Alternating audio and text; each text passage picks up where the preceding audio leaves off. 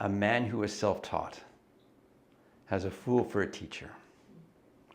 So that's why the logo, do it yourself, stop, right?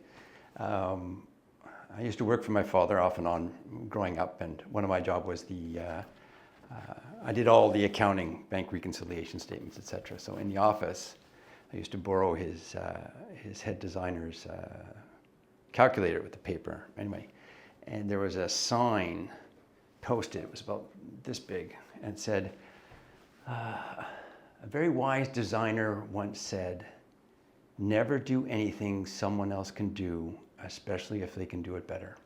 So I looked at that thing 1,000 times, and it always kind of stuck, right? There's an old Scottish truism people attribute many places. That is, if you have a task and you want to get it done, ask the lazy man. He will find the most efficient route, right? So I've worked with many entrepreneurs over the years, guys that run million-dollar businesses, and they're writing their own blogs. They're just doing a crazy amount of things that they really shouldn't be doing. I believe there's an old Hasidic proverb that says, spend the currency you have more of. So when you're young, you have time. When you're old, you've got money. So if you've got time, spend time. If you've got money, spend money. And at all costs, what can you do to outsource? So one topic that comes up a lot online and with my clients is, do you work on the business or do you work in the business? And everyone seems to push that the way to go is to work on the business, not in the business, which is ideal. If you want to build equity, if you want to build a company that you can sell, ideally you're on the business so that someone else can come over and purchase your business and continue to run. If you are deeply in the business, it's difficult to sell because you are the business. So if you want to prepare your business over the next number of years so that it has equity and you can transfer it, you need to take on the mindset of being on the business versus in the business. And if you believe that, then the DIY should be a poster that you see every day. And how lazy can you be? As you're about to start a task, you go, stop. Should I do this? Can I outsource this? Can I delegate this?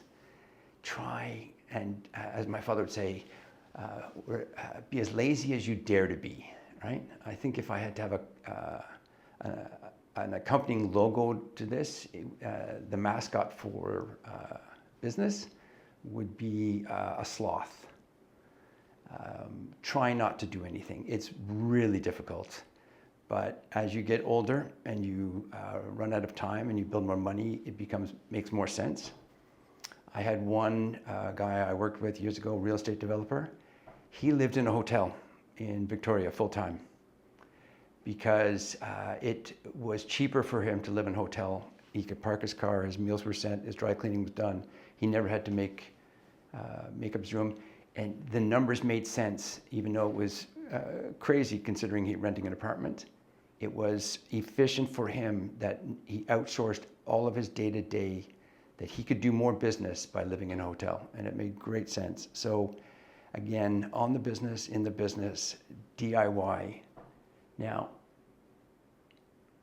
to help calculate what you should outsource is you should calculate what you're worth.